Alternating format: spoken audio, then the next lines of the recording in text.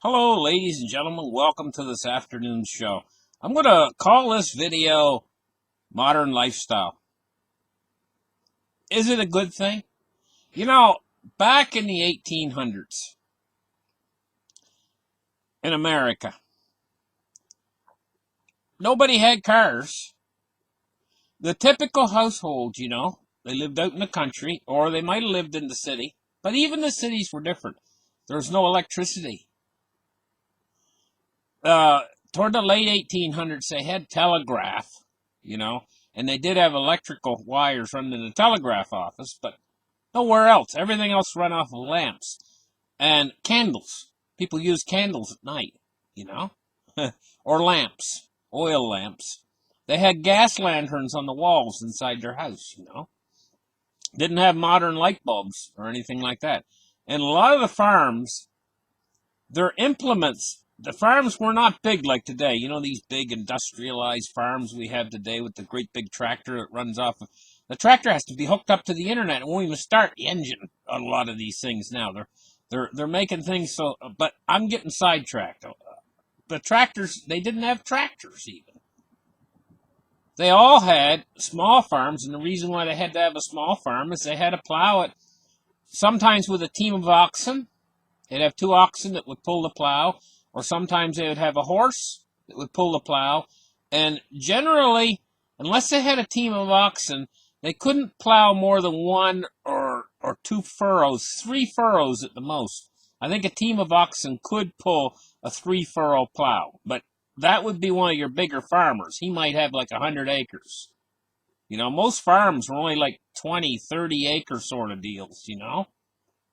And they would go out and they'd plant, and their house didn't have electricity, so they ran off of lamps. They were basically self-sufficient. And there was thousands of these small farms dotted across the countryside. Well, as time progressed into the 1930s, and we had the Great Depression, it was these small farms that was able to save people during the Great Depression. But, things have changed in the world, not for the better. How I see these changes is in something, I call it codependency. It's like there's a game, out there that people play called golf. And you can play it all by yourself. You want to go play a game of golf in the afternoon? You don't need a team. It can be played by an individual, all by yourself. But a lot of other sports are team-required sports. So say baseball, for instance. If you want to have a baseball game, he's got to call up all of his buddies around town. That's a codependency. It means he can't play unless his buddies are willing to play. So he's codependent on his buddies. Well, what we've created is we've created a system that has these interdependencies and codependencies all the way through the system. So, and then we've linked it all to the internet, so we're codependent upon the internet. It's kind of like that second player in the baseball game, you need him in order to play. Well, we need the internet up and running in order to, we've created a world where we not only need the electricity up and running, we need the internet up and running. So the system is codependent, especially the financial system. You guys, a lot of you use debit cards. You go into the cash register at your local store and you want to use debit. That's not a two-party transaction. It only simulates a two-party transaction. The dependency is a signal that's sent to your bank from the cash register. It travels at the speed of light and then travels back to the cash register again, verifying your transaction that you have enough money in the bank to cover it. That's another dependency. It depends upon the internet being up.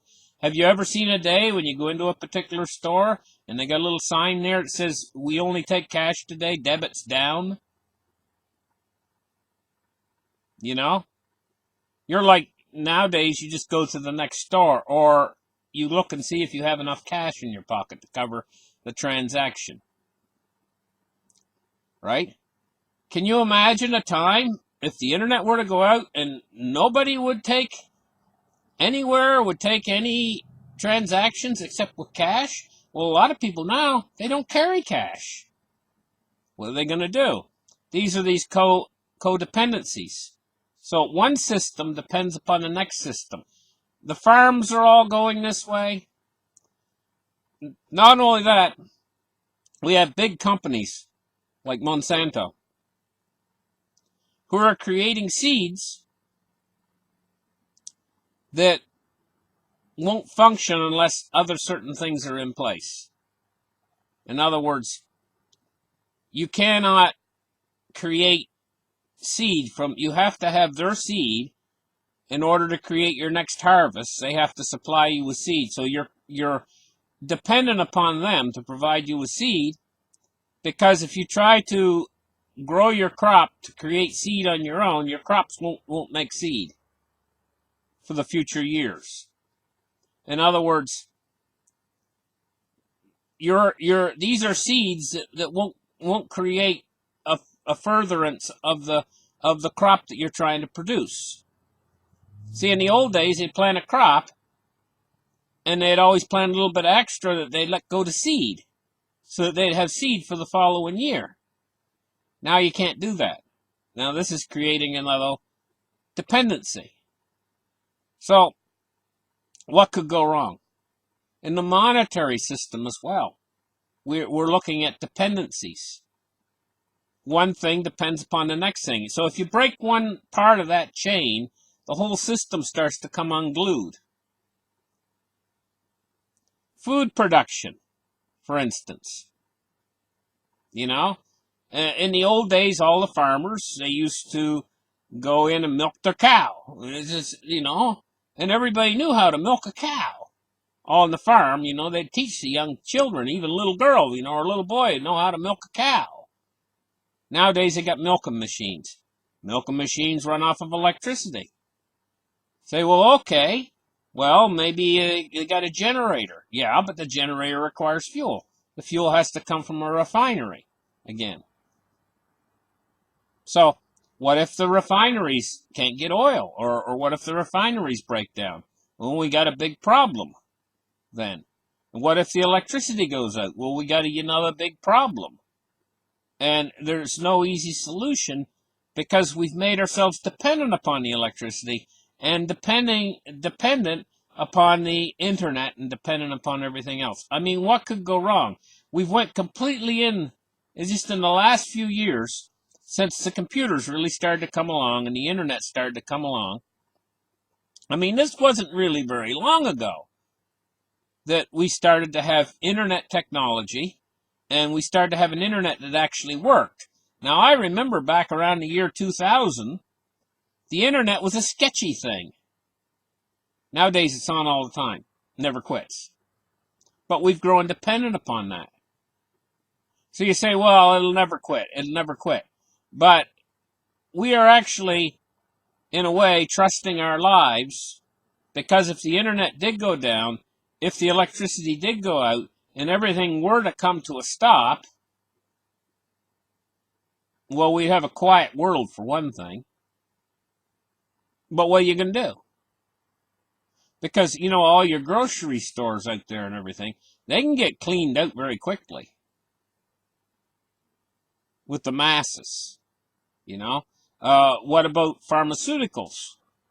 What about these things? They can get cleaned out too. And then, are you able to support yourself, take care of yourself, if you're not provided for by the system? In other words, if there's no electricity, if there's no groceries at the grocery store, if everything becomes closed all of a sudden, and you never expected this to come along, how would you fare? And how would you fare if that actually went on for a period of months? Well, people can survive quite a little while without food. And in fact, even if they're only getting a very little bit of food, their metabolism will actually slow down to a point where even that little bit of food, they won't be losing much weight. Now, they only need a very little bit of food, a handful of food a day. an awful lot of people in North America, they don't realize that your stomach is only supposed to be the size of your closed fist. So clench a fist and look at it. That's the size your stomach is supposed to be. But the stomach is an organ that's extremely stretchy, and if there's very little bit of food, your stomach will slowly start to shrink to where you'll actually feel satisfied eating less. It's only our modern society where we've actually stretched our stomachs to the point where most people out there could eat the equivalent of what food would fit in their fist, or the size of their fist, and they would still feel empty. They would feel like that's just an hors d'oeuvre. I'm ready for more, That's because they've stretched. The stomach is a very stretchy organ. It's made out of a material that's extremely stretchy. And they've actually stretched their stomach, and they get used to eating until they feel overfull, and that's what's happened. Most people, even if they're not real fat, still have stretched stomachs, especially here in North America. So basically, an awful lot of these operations they do to try to reduce weight with the real big people that get like 500-600 pounds. A lot of these operations they do is only to remove the part of the stomach or staple it off that's been stretched to make their stomach more normal size, so they feel more satisfied eating a smaller amount of food, and they lose weight. It's quite a successful operation in most cases. But I'm straying from my subject matter. My subject matter is, how far off of the normal have we got with all of these dependencies that we have? And what would happen if they suddenly got stopped? The world would continue to go on, but would we as a population, what would we do? If suddenly we didn't have the things that we normally depend upon having.